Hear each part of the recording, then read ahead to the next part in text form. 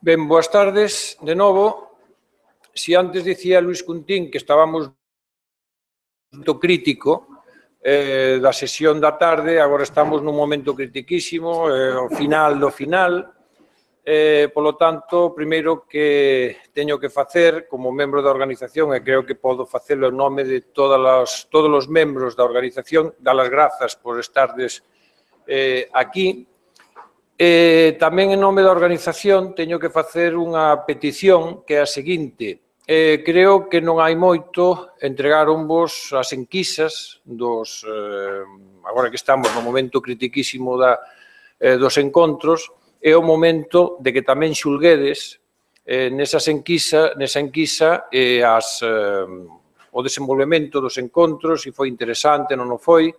Evidentemente, como vos que estades familiarizados coas políticas lingüísticas, sabedes que un dos elementos fundamentais é a avaliación das políticas levadas a cabo. Iso aplícase a todos os ámbitos, hai que facer a avaliación, e nós pois non queremos asumilo a ser todo Wyoming, aquelo de mañá máis, pero mellor non, porque é imposible. Nós o que queremos é que a próxima edición sexa mellor que esta, e para iso é necesarísimo que vos deades a vosa opinión, fagades as vosas suxestións, etc. E xa para comezar,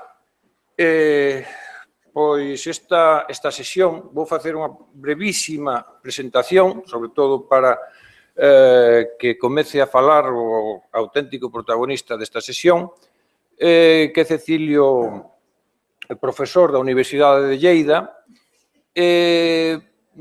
pero antes quixera facer, repito, unha pequenísima reflexión. Estando falando con ele, eu lembrei unha anécdota que me contaron en 2 ou 3 ocasións, nunca a lín, pero sí que a escoitei, e que ten que ver cun feito que podemos denominar histórico, e que o protagonista foi Ramón Piñeiro. Parece ser que cando se empezou a lexislar xa na autonomía ou na preautonomía, se empezou a lexislar sobre a lingua galega, sobre todo a lexislar sobre a presenza do galego no sistema educativo noso, pois nun momento determinado, dado que atendendo que se estaba aprobando naquel momento, que non sei, non lembro cando mo contaron a que se refería, parece ser que Ramón Piñeiro se levantou e aseverou en alto, el que era un home moi comedido, e parece ser que dixo, oíuno todo o mundo, o galego está salvado.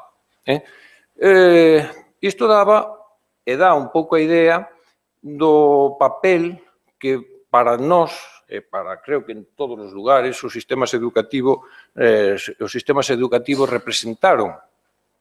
A formulación teórica posterior que eu atopei en moitos manuais e que seguramente lestes en máis dunha ocasión é aquela que di que os sistemas educativos son axencias primarias de produción lingüística e tamén de reproducción lingüística cando esa reproducción non se dá nas casas, nas familias, que é onde realmente se tería que dar.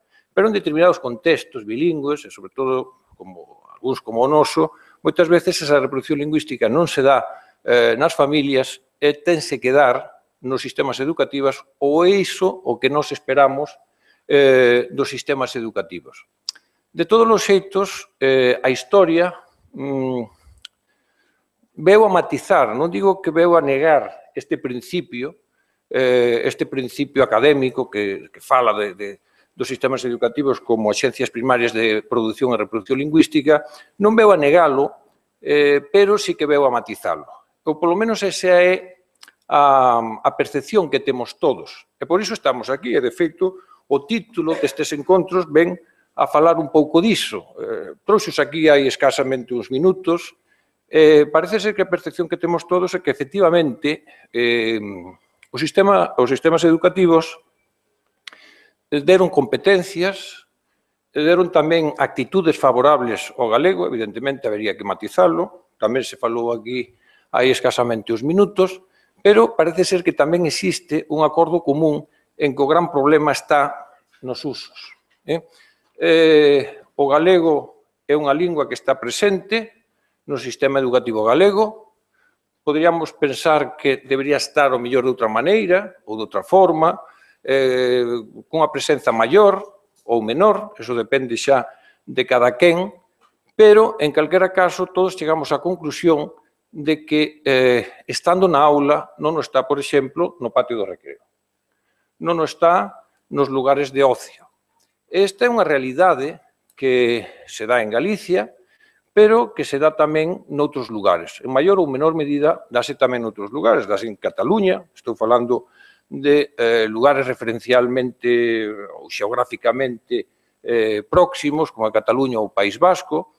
Eu comentáballe precisamente a Cecilio hai un momentiño que a percepción que tiñamos desde aquí é que Cataluña era unha especie de paraíso, non? É dicir, sempre nos lamentábamos e dicíamos Cataluña é o lugar ao que hai que mirarse, o paraíso pois, ao que debemos aspirar, etc. etc.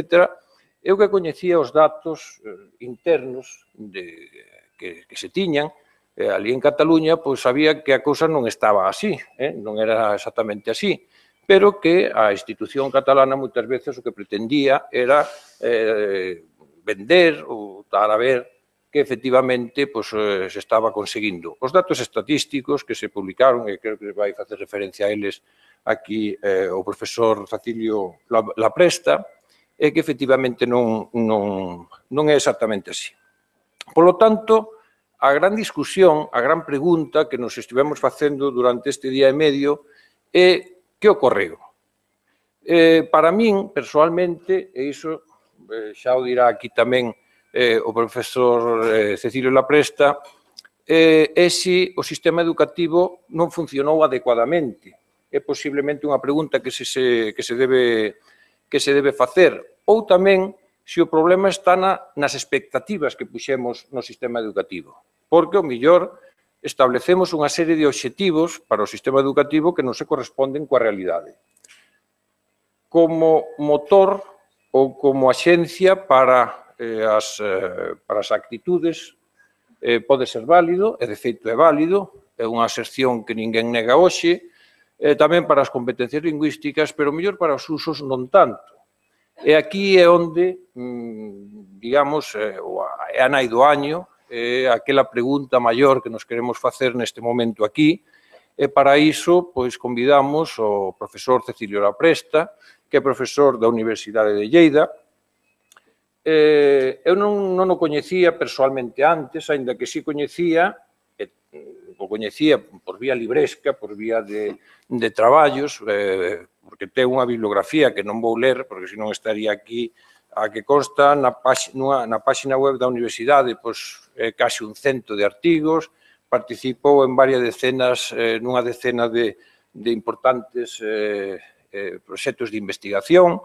Está especializado en liñas como poden ser as actitudes lingüísticas, algo que vai facer referencia agora, sobre migración, identidade, cidadanía, socioloxía da educación.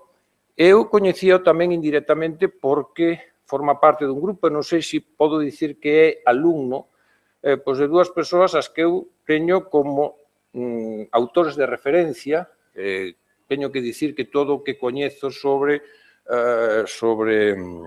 sistemas educativos bilingües, sobre modelos lingüísticos, etc., é basicamente a través de dous autores que son Ignasi Vila e Ángel Huguet. El, creo que, de alguna maneira, é alumno, ou polo menos traballou precisamente con ambos os dous, e, polo tanto, creo que é unha das persoas máis adecuadas hoxe que nos pode falar sobre tentar dar algunha resposta a estas preguntas que nos estivemos facendo ao longo destes 2 días ou este día e medio nesta 18ª edición dos Encontros para a Normalización Lingüística. Por lo tanto, sen máis, o teu momento. Muy buenas tardes. Buenas tardes a todos y a todas. En primer lugar, pues me gustaría agradecer al Consello de Cultura Galega la posibilidad que me ha brindado de estar hoy aquí y participar en este encuentro para ofrecer algunas reflexiones teóricas y apoyándome en algún dato empírico sobre los usos y las actitudes lingüísticas y contextos bilingües y más especialmente las potencialidades y limitaciones del sistema educativo. Ya sé que, bueno, como ha comentado Gregorio, que estamos en la hora después de crítica, ¿no? O sea, intentaré ser sintético y no, pero a la vez riguroso. Y también una cosa que me ha llamado la atención, que desconocía, que he comentado también, yo formo parte del grupo de investigación Plurilingüismo y Educación, que precisamente el investigador principal es Ángel Huguet. Llevamos trabajando con él pues 15, 16, 17 años y no sabía, y me ha sorprendido muy gratamente, que el cuestionario que adaptamos o que se adaptó en su momento de los trabajos que se realizaron en Gales se está utilizando en el contexto gallego. Me he enterado hoy y ha sido una muy grata noticia. Bien, para no perder, porque tengo tendencia también a veces a... A ver, voy a estructurar mi intervención en tres partes. Una primera parte en la que, bastante sintética, en la que delimitaré un poquito qué son los modelos de educación bilingüe. Ya sé que todos los aquí presentes sabemos qué es un modelo de educación bilingüe, pero existen tantas variantes, tantos modelos, y que pueden producir unos outputs y unos resultados tan diferentes que creo que es interesante, al menos, aunque sea de manera muy rápida, hacer esta delimitación conceptual. También en esta primera parte, y también de manera bastante sucinta, repasaremos algunos datos en referencia a la efectividad de estos modelos de educación bilingüe en referencia al aprendizaje lingüístico. En la segunda parte, que es la más interesante, intentaré, ¿vale?, ofrecer algunos datos sobre una cuestión fundamental que ya hemos repetido y que es conocida, que es por qué no existe no se da ese trasvase entre unas competencias lingüísticas en contextos bilingües a unos usos lingüísticos y a unas actitudes lingüísticas. Y lo haré centrándome en datos provenientes del contexto catalán y del contexto gallego. ¿Por qué?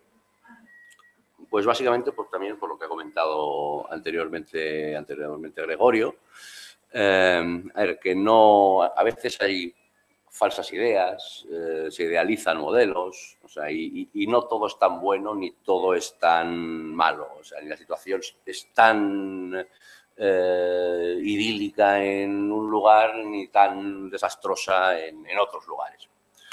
Y, por último, ofreceré alguna reflexión ya más general al hecho de los límites y potencialidades del sistema educativo, ¿vale?, en referencia a la potenciación de los usos y las actitudes lingüísticas.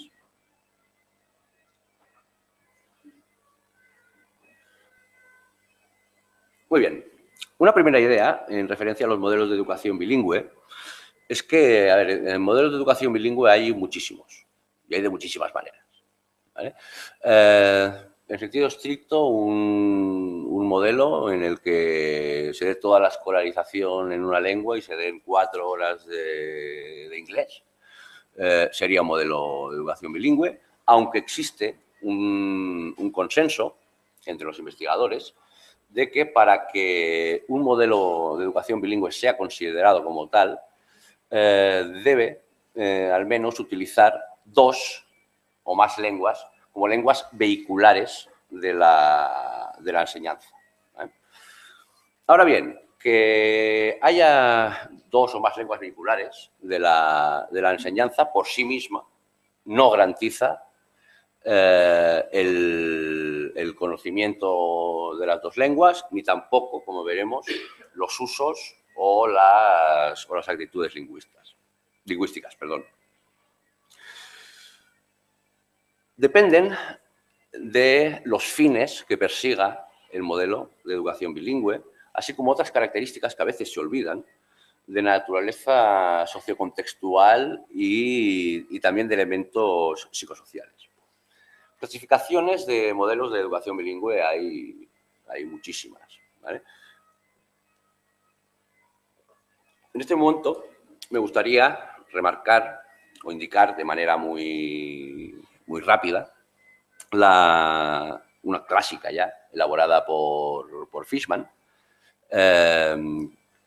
que desde mi punto de vista, aunque bien, como digo, es una clasificación clásica, permite, ¿vale?, delimitar o de una manera bastante simple ubicar los diferentes modelos de educación bilingüe. Fishman diferencia entre modelos de educación bilingüe compensatorios, de mantenimiento y de enriquecimiento. Los modelos compensatorios serían aquellos modelos en los que hay dos lenguas de instrucción, de vehiculares, pero que persiguen compensar un supuesto déficit de las minorías lingüísticas en la lengua mayoritaria, y en lengua fuerte, lengua oficial, como se le quiera llamar. Su objetivo es la sustitución lingüística, directamente. Hay muchos ejemplos en el caso de Estados Unidos, por ejemplo, con la población hispana, en la que se montan modelos de educación bilingüe, ¿vale?, en el que la lengua inicial de la escolarización es el castellano, gradualmente se va incorporando el inglés, hasta que al final de la escolarización es toda la escolarización en inglés. Evidentemente, eso es un modelo de educación bilingüe, porque utiliza dos lenguas como vehículo de enseñanza, pero el objetivo, en este caso, es la sustitución, ¿vale?, de una lengua por otra. Otro modelo, ¿vale?, es el modelo de mantenimiento. Los modelos de mantenimiento lo que buscan es mantener o conservar la lengua y cultura de los escolares. Dentro de estos modelos de mantenimiento hay dos tipos. También hay subtipos en los compensatorios, pero me quiero centrar más en esta división, en esta subdivisión.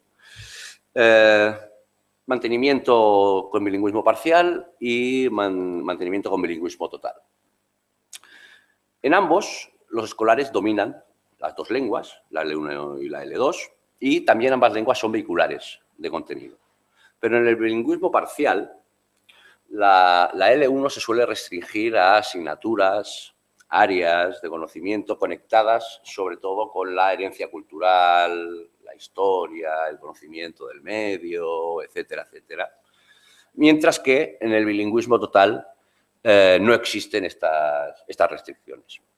Por último, los modelos de enriquecimiento se corresponderían con los modelos de mantenimiento de bilingüismo total que acabo de comentar, pero que además están pensados para toda la población, no únicamente para las minorías lingüísticas, ¿vale? Lo que se busca es que todos los escolares sean competentes en las dos lenguas y no únicamente las minorías.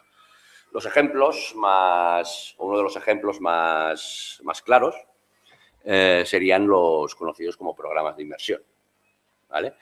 Aunque aquí también cabe hacer una precisión terminológica. Se suele hablar de que en Cataluña existe un programa de inmersión, etcétera, etcétera. No es, en sentido estricto, no es cierto. No es cierto porque un programa de inmersión supone un cambio de lengua, hogar-escuela, ¿vale? Y en el caso de Cataluña no. En el caso de Cataluña hay niños catalanes que reciben la escolarización en catalán, niños castellanos que reciben la escolarización en catalán. Por lo tanto, se hablaría de un modelo de conjunción en que la lengua es conjunta independientemente de la lengua materna de los escolares.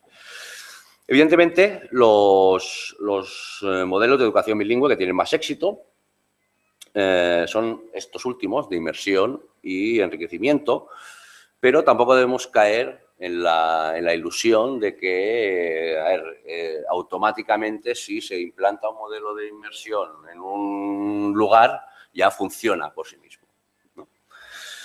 Se necesita que estén ajustados a la realidad social y lingüística del territorio y también, y más importante, o igual de importante al menos, una alta motivación y unas actitudes positivas por parte de los profesores, por parte de los padres, por parte del alumnado, docentes con una formación adecuada, etcétera, etcétera, etcétera.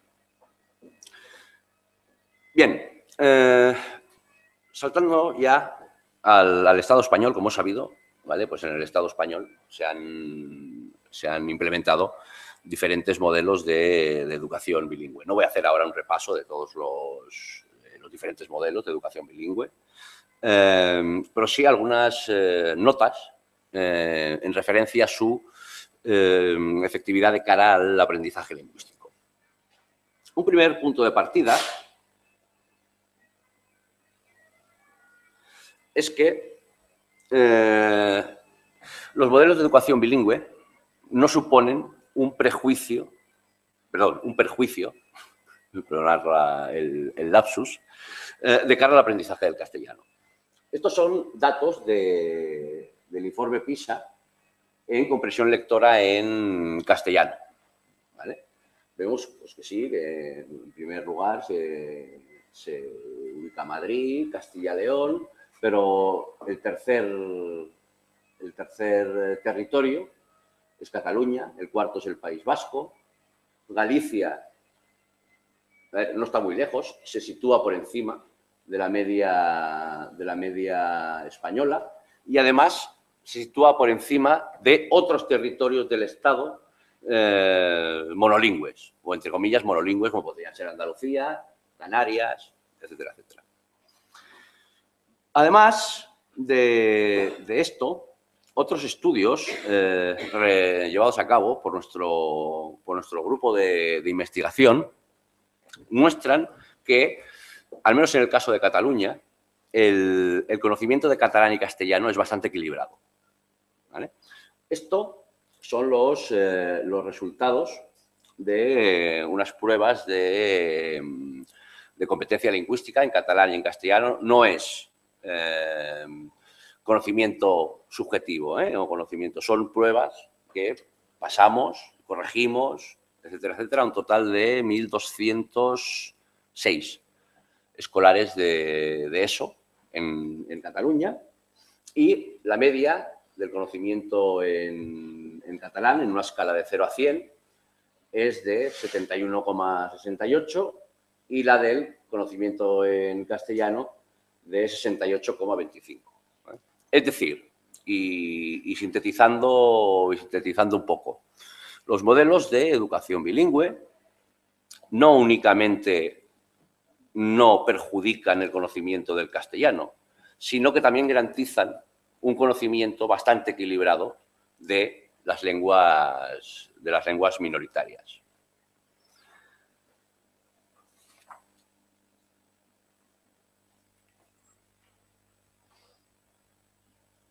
Más datos en referencia al nivel de conocimiento de la población.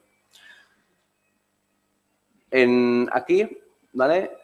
Presento los datos ya centrados en el contexto gallego y catalán de la población entre 15, 16 y 25 años. Pongo 15 y 16 porque los datos varían en función de si es el Instituto Gallego de Estadística, pues el Instituto Catalán de Estadística. El 89% de la población de entre 15 y 25 años en Galicia declara, estos sí que son datos declarados, que es capaz de escribir en gallego. Es capaz de escribir, implica que es capaz de entender, de leer, ¿vale? Hablar y escribir. Es decir, 9 de cada 10 jóvenes. ¿Vale? El porcentaje en Cataluña es muy similar, es un poco más alto, pero es bastante similar. Ahora bien, como ya hemos dicho con anterioridad, que exista esta competencia lingüística o esta posibilidad de hablar no implica necesariamente que la gente joven hable. ¿Vale? En lo que sigue voy a presentar algunos datos sobre usos, comparando, como os decía, el contexto catalán y el contexto gallego. Y, a ver, podemos, como decía, llevarnos, no sé si sorpresa o no sorpresa, pero sí a lo mejor lo que decía, ¿no? O sea, idealizar o desidealizar situaciones que tanto positivas como negativas. A ver, en estos gráficos, y vuelvo a repetir, o sea, metodológicamente, a ver, son comparables, pero a ver, cogidos un poco no con pinzas, pero son los datos que hay y son los únicos que podemos comparar.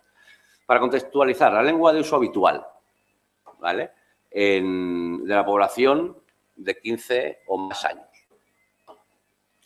En Galicia se ve un predominio del gallego por encima del castellano. Mientras que en Cataluña el predominio de la lengua habitual es el castellano. Es decir, de manera habitual, ¿vale?, se habla más gallego en Galicia que catalán en Cataluña. Y también, de manera habitual, en Cataluña se habla más castellano que en Galicia.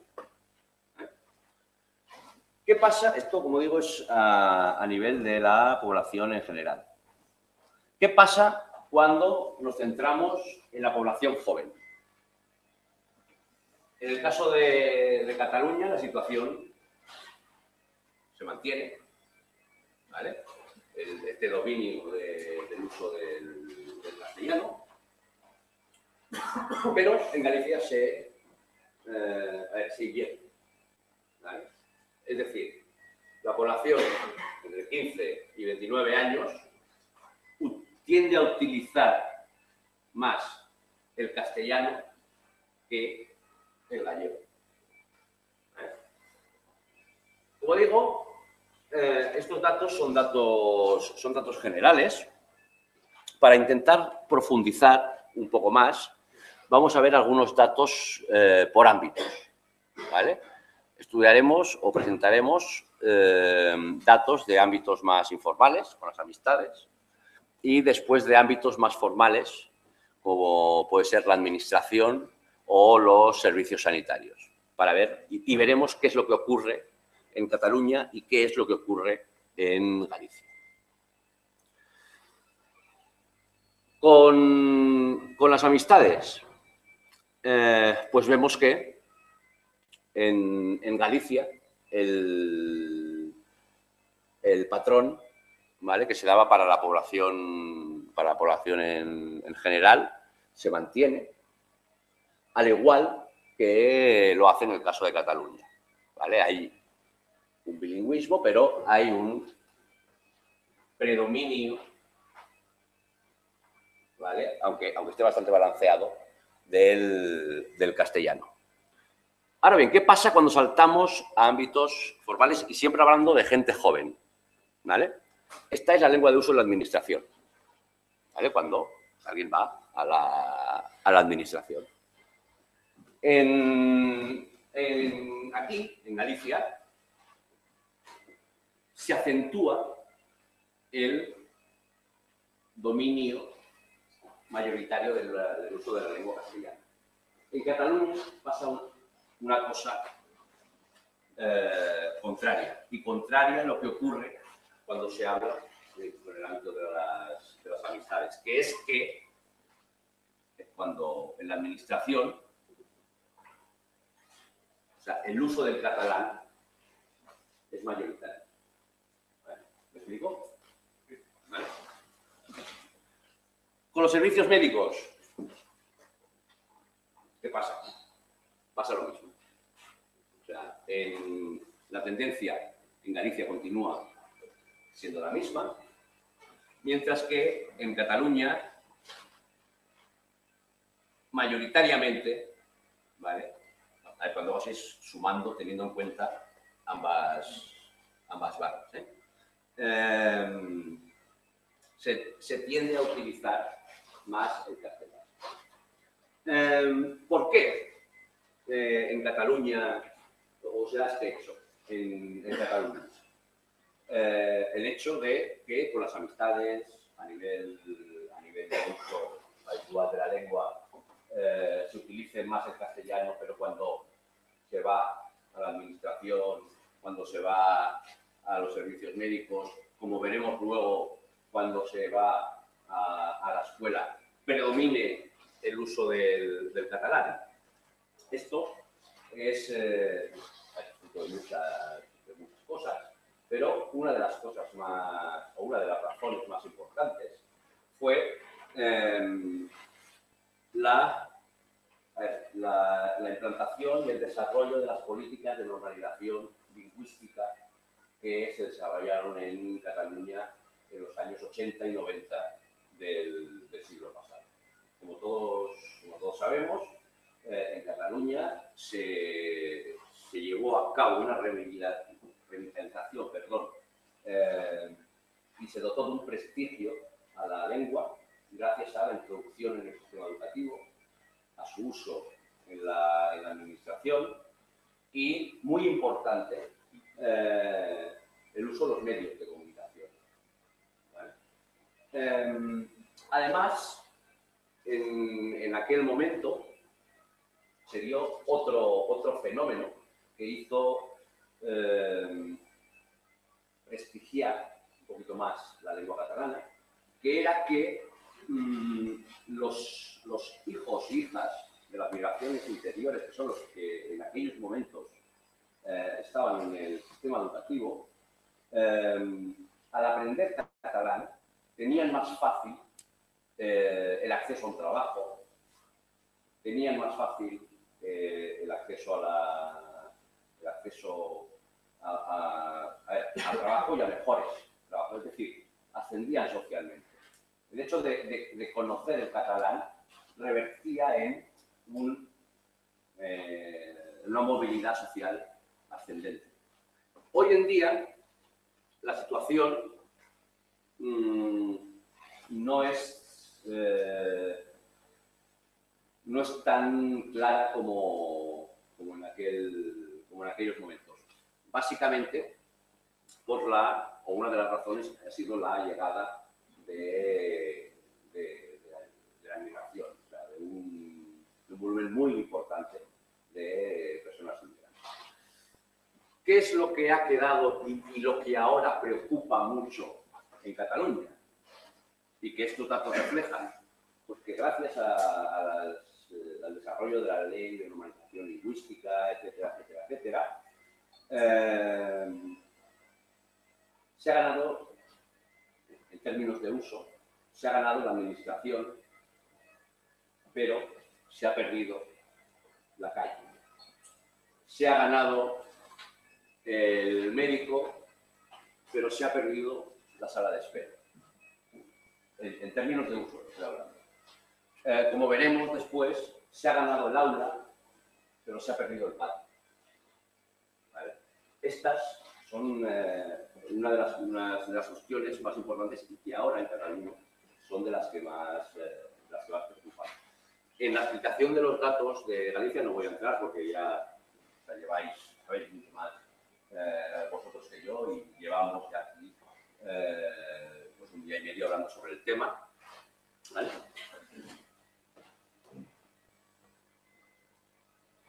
Otro tema, antes de entrar en el sistema educativo y que conecta con las actitudes. es la percepción del uso de las lenguas. Entre los jóvenes, ¿eh? A ver, estoy hablando todo el rato entre los jóvenes, ¿eh? Aquí ocurre, perdón, un fenómeno, no sé cómo calificarlo, sorprendente o curioso, o que es que recordemos, ¿vale?, que la lengua de uso habitual a nivel de toda la población, mayoritariamente en Galicia, es el gallego, muy por encima del catalán y catalán. Pero ¿qué ocurre cuando se pregunta sobre la percepción del uso de las lenguas en Galicia? Hay una proporción muy importante de personas que creen que se habla menos de lo que realmente se habla. Cosa opuesta a lo que ocurre en Cataluña.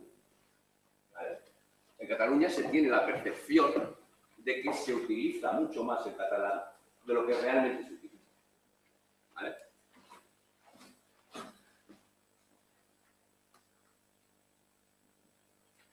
Pasando ahora al ámbito educativo.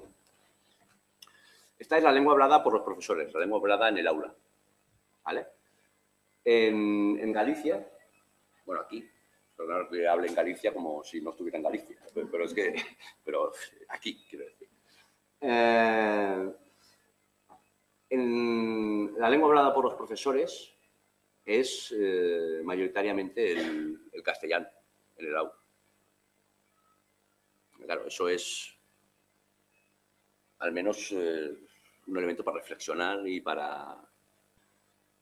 En Cataluña, la lengua en el aula es mayoritariamente el catalán.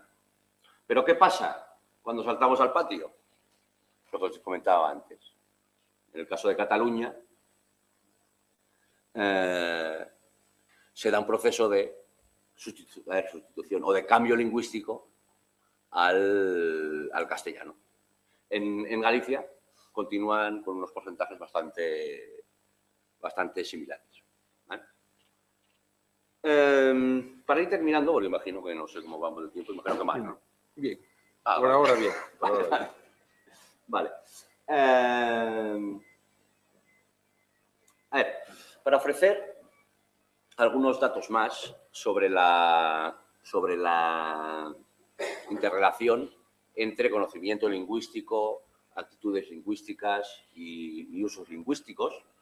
Y ahora sí me centro en Cataluña, y estos son datos de la misma investigación que he comentado antes.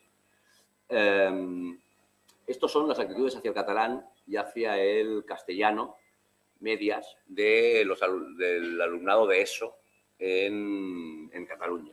¿Vale? Hemos utilizado las escalas que... A ver, otra versión, pero basada en las escalas que hemos comentado antes. El valor puede ser desde -10, que sería una actitud totalmente negativa, hasta +10, que sería una actitud totalmente positiva. Vemos que las actitudes hacia el catalán son positivas, 5,96, pero es que también son positivas las actitudes hacia el castellano. O sea, por encima de lo que los discursos políticos desde algún sector puedan decir. ¿Vale? O sea, los escolares en Cataluña hoy en día tienen mayoritariamente actitudes positivas hacia el catalán y hacia el castellano. Otra cosa, ¿vale?, es la naturaleza o los anclajes o el análisis o el por qué, ¿vale?, obtienen esos valores, pero son positivas. Presento estos datos, ¿por qué? Porque nos permiten relacionarlos con el conocimiento lingüístico. Cuando lo relacionamos con el conocimiento lingüístico, observamos que hay muy poca correlación. O sea, hay muy poca relación entre las actitudes y el conocimiento lingüístico. Hay una relación, pero esa relación es muy pequeña. Es muy pequeña. O dicho de otro modo, un mayor conocimiento de la lengua catalana influye muy poco en tener mejores actitudes hacia la lengua castellana, hacia la lengua catalana.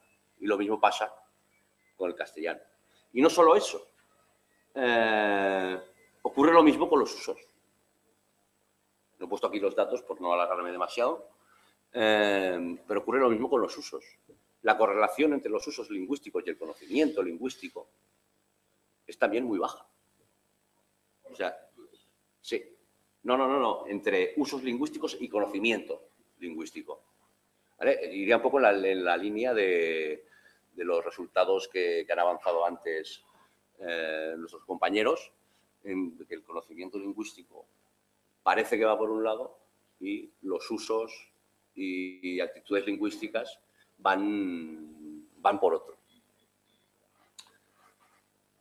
Muy bien, para acabar, me gustaría hacer algunas reflexiones generales, O sea, y no pensando en el contexto catalán o en el contexto gallego, sino de una manera más general. Bien, lo que hemos visto hasta este momento es cómo los modelos bilingües implementados en el Estado, como tendencia general, garantizan un conocimiento de las lenguas minoritarias y del castellano. Perdón. Pero los usos y las actitudes, muchas veces, como hemos visto, no se corresponden y no tienen prácticamente nada que ver. En ese sentido, la escuela, pues bueno, pues sí, puede hacer cosas. Puede potenciar los usos, puede potenciar unas favorables actitudes, pero siempre que se den primero unas condiciones pedagógicas adecuadas, una preparación del profesorado, un currículum lingüístico ajustado al contexto sociolingüístico de la escuela y también al contexto sociolingüístico del aula. Pero también, e incluso más importante que eso, es que exista una motivación, unas actitudes positivas por parte del profesorado, por parte del alumnado y también por parte de las familias. Los últimos resultados que nos están en proyectos de investigación que estamos haciendo, pero más centrados en población migrada, es el importante papel de las familias en los usos lingüísticos, en las actitudes lingüísticas. Pero bueno, como decía, esta motivación, uso, valoración de las lenguas, no es una cuestión únicamente ligada a la escuela. ¿Vale? O sea, la escuela hace todo lo que puede, o sea, pero no se le puede pedir que haga todo, ¿vale?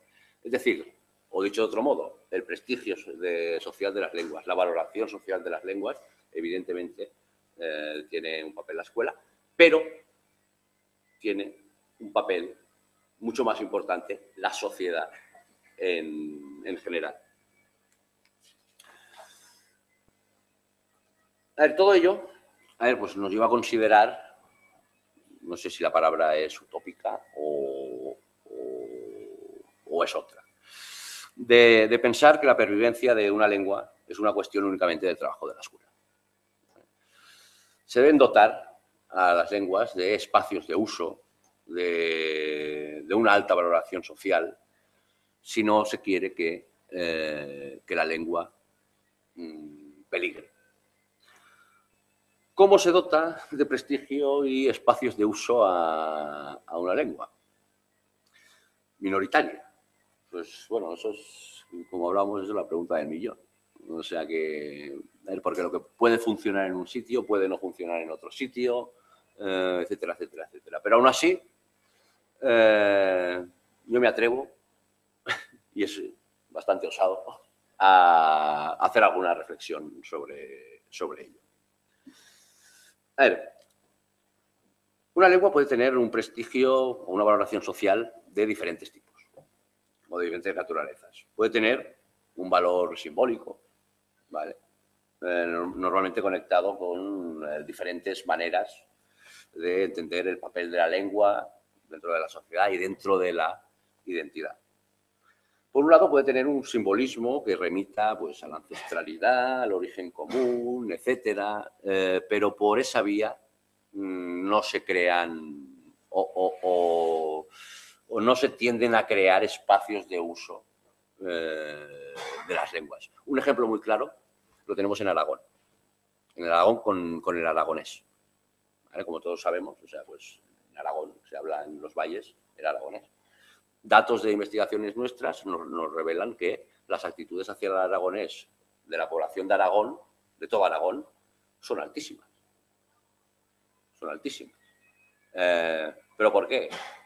Cuando preguntas por qué, o sea, pues te dicen las personas, pues claro, pues porque es el origen de la corona aragoneso-catalana, pero eso no se traduce en medidas políticas que potencien la lengua aragonesa.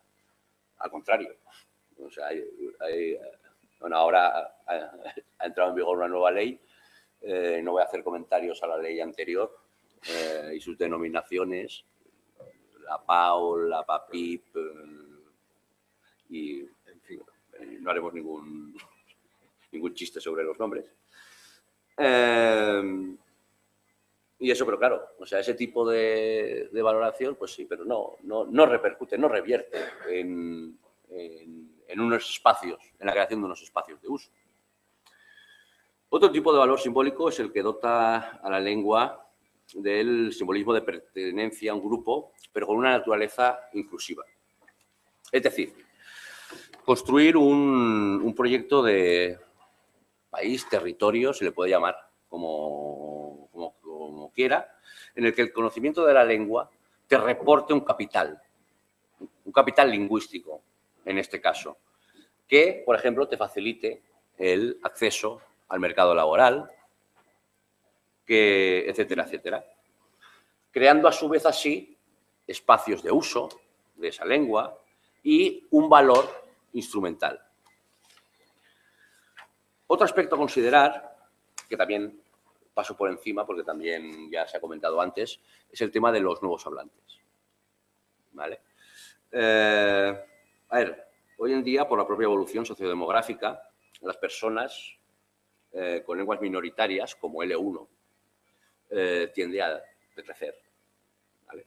Por lo tanto, si no se atraen de alguna manera nuevos hablantes, esta lengua puede empezar a tener problemas.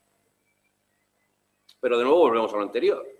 O sea, si no existe un espacio de uso y un valor social de esa lengua, es difícil que una persona que no tiene como lengua habitual una lengua minoritaria opte por utilizarla.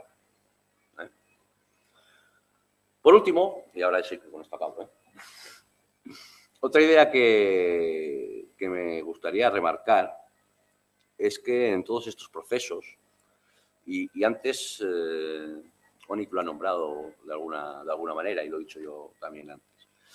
A ver, todos estos procesos que estamos mencionando implican, muchas veces son consecuencias de relaciones de poder.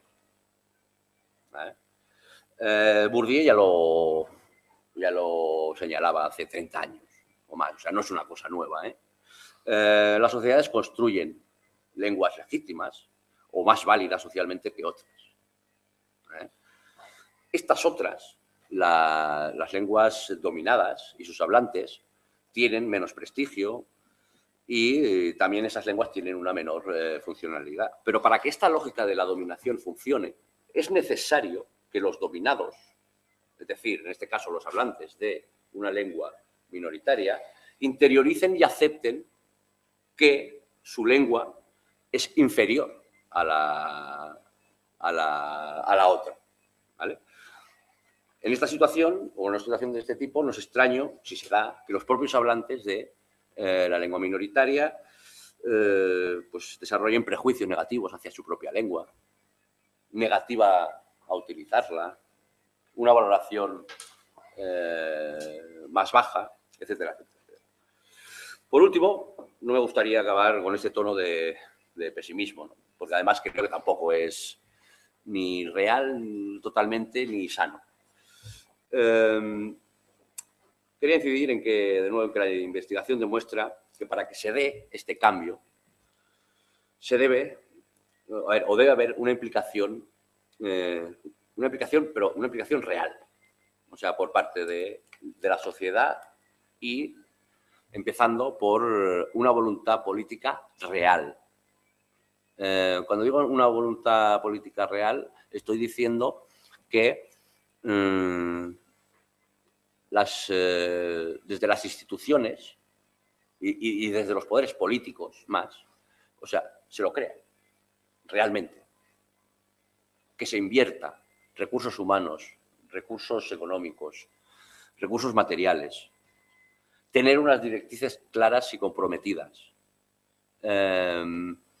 que no sea una cuestión de si ahora está un partido político en el poder es una cosa y si de pasado mañana en el partido hay otro partido político sea otra, ¿no? Esta es una posible vía, si no una de las pocas, que pueden garantizar los derechos lingüísticos de todos los hablantes. Muchas gracias. Muchas gracias. Muchas gracias.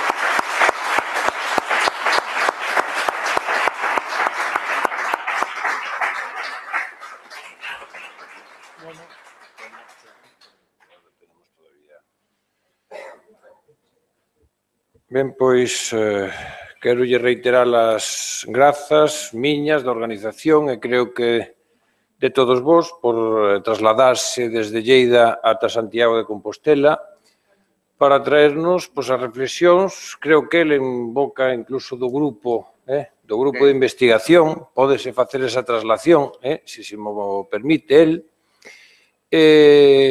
bueno, pois esa tentativa de dar algunhas respostas ou dar algunhas vías para resolver pois, o que eu denominaba antes a nai do año, non? É dicir, incrementar o uso efectivo na sociedade das linguas como o catalán ou o galego. Non sei se existe pois, algunha pregunta, algunha reflexión. Sí, Quique.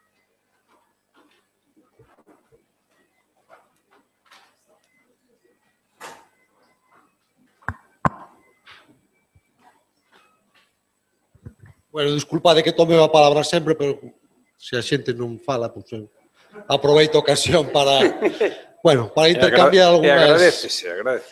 Intercambiar algunhas ideas coas persoas que nos fan a graza de virnos ensinar cousas, non? Eu quería relacionar un pouquiño, primeiro darlle os parabéns, que estivo moi clariño e moi, entendeuse moi ben o que dixo. Logo, quería relacionar das últimas cousas que acabas de falar con algo que se comentou na mesa anterior, que me quedei con ganas de falar, pero que xa non había tempo. En relación con isto que dis de, bueno, a necesidade desas políticas diríamos, do impulso político e institucional para as políticas de normalización lingüística, de promoción da lingua, etc. E poñelo en relación co unha cousa que me chamou bastante a atención, inda que é un dato coñecido para quen estuda isto, da exposición concretamente que fixo Jocan Casares antes, non?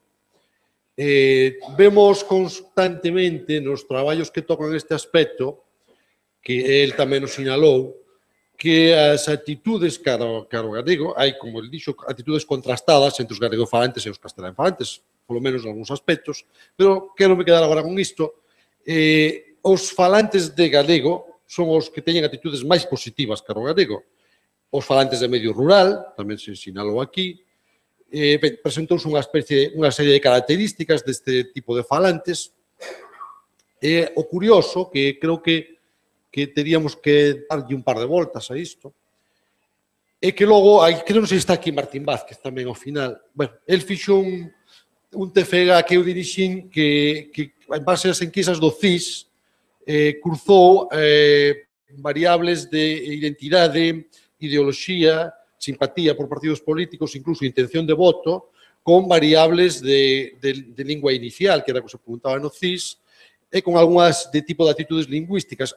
O que se mostraba, falando rapidamente para o que ven aquí a conto, é que o Partido Popular é o que ten máis voto galegofalante.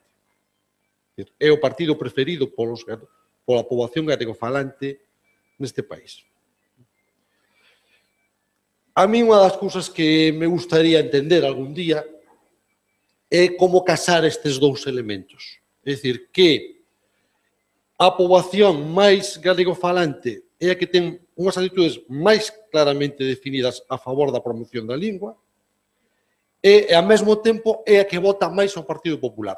Non porque vote máis o Partido Popular, senón porque non penaliza cando pois estou pensando na grande viraxe, non, cara a nova política lingüística desde 2009 en diante, o feito de que o Partido Popular mudase a unha política, bueno, tepedamente ou de baixa intensidade, decía Anxo Lorenzo, favorable ao galego, a unha política, bueno, tendendo a fría, cando non lixeiramente belixerante, caro galego en algúns aspectos, isto non tivo ningún tipo de, aparentemente, de penalización electoral. É dicir, isto non o digo agora así en plan polémica política, senón en plan observación científica, é dicir, que é o que pasa aquí neste aspecto. Gustaríame, non sei se ti podes decir algo sobre isto ou alguén máis do...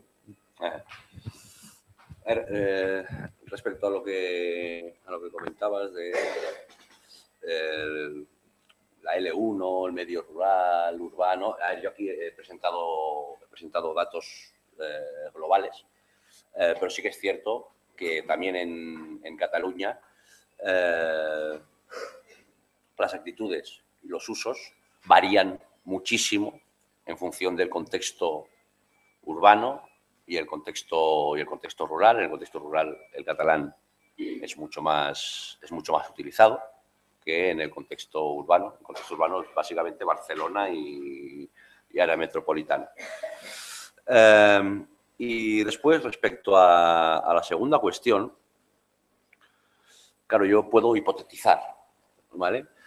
Pero desde mi punto de vista, y seguramente me equivoque, pero así como una reflexión, yo creo que eso se corresponde o se podría corresponder y ligaría con esto último que he dicho en mi exposición.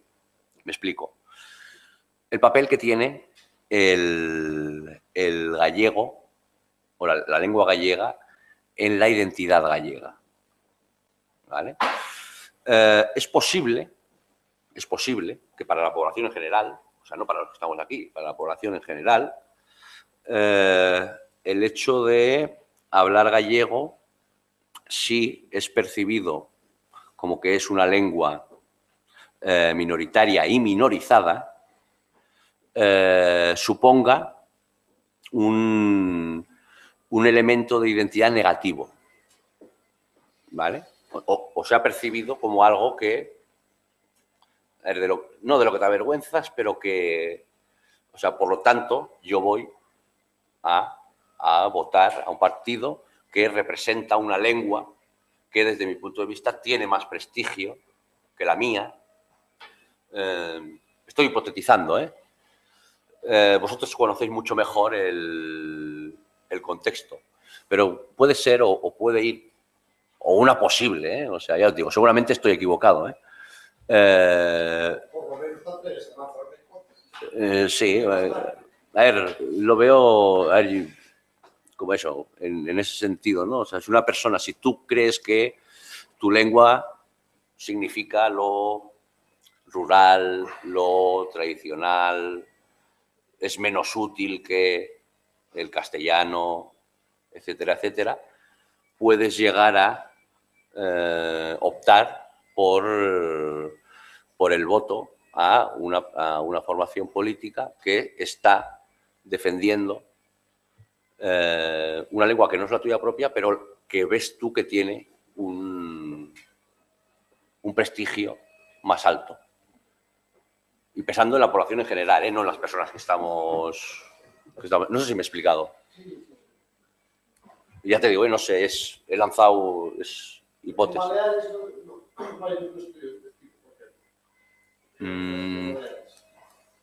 Ahora lo que creo, yo no he visto nada publicado.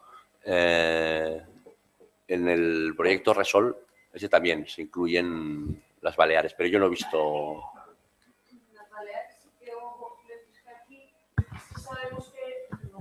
Mentres que aquí sí que vimos que había unha actitude negativa dentro do propio Partido Popular á política lingüística, pero non houbo ninguna, digamos, ninguna dimisión, ninguna voz excesivamente crítica. No caso das Illas Baleares sí que houbo dimisións por parte de membros. A principal diferencia que eu vexo aquí, supoño que a pregunta de Enrique iba máis ben por aí, que aquí non se percebiron as consecuencias que ese xiro na política lingüística tivo. Sin embargo, por exemplo, nas Baleares podemos ver como os membros do Partido Popular Balear abandonaron o seu propio partido por considerar que a política lingüística que se estaba a defender era contraria aos seus principios. Entendo que é o punto de vista do que fala Enrique. No, está claro, debemos recordar que las lenguas se utilizan. Políticamente las lenguas se utilizan. O sea, y en un determinado contexto, pues bueno, pues no hablar o enfocar el tema de una manera o hablar o enfocarlo de otra manera, pues puede suponer votos. De todos os xeitos, se me permite engadir un dato, non engadilo, senón recordarlo, no mapa sociolingüístico do 2004, no ítem de a identidade nacional como factor de cambio e mantemento de lingua, que se refería ali, non coñezo, non lembro a porcentaxe, pero creo que estaba, no caso de Galicia, no mapa sociolingüístico de Galicia, estaba en 8ª posición, lembraredes. No caso de Cataluña, ocupaba a 2ª posición, é dicir, como factor tanto de mantemento como cambio de lingua. Creo que iso se pode trasladar tamén ao ámbito da politoloxía ou a calquera outro ámbito da sociedade de Galicia, tamén de Cataluña. Non sei se hai algunha...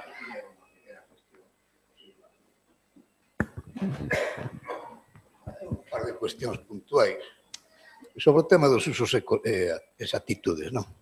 Bueno, primeiro que teño que preguntar ao autor é en que ano fizestes o traballo? ¿En qué año remataste? Este año lo hicimos hace 2 años y medio. Vale, moi ben, gracias. Vamos a ver, o caso concreto da mocidade galega que arrecúa do galego cando ten contacto coa administración ou cos médicos, non? Eu teño unha interpretación persoal de por que se produce eso. Polo feito, pode ser absolutamente intuitiva, de que o receptor desas consultas pois non lle falan en galego ou que hai un sesgo de subordinación ante un ente que se considera pois absurdamente, por suposto, pero desdichadamente extendido, como dun nivel sociolóxico superior. Entón, a pregunta é, como se superou eso en Cataluña? Tal vez porque xa os médicos cataláns, os médicos en Cataluña, casi todos eles son cataláns e, polo tanto, falaban xa de seu o catalán, ou sendo de outras orixes lingüísticas o asumiron. Esa sería unha cuestión. Despois, sobre as verquentes para dotar de prestixio o idioma, fixeches unha referencia ás linguas inferiores, a inferioridade de unhas linguas sobre outras. Non me quedou moi claro isto, a idea que vos expuxestes no vosso traballo sobre isto, porque a min o concepto a priori dóeme, comprendes? Porque me sinto, pois, como galego, evidentemente agraviado por esa diferenciación. Entón, gustaríame, se é posible, algunha ampliación sobre isto. Gracias. A ver, comienzo con la última.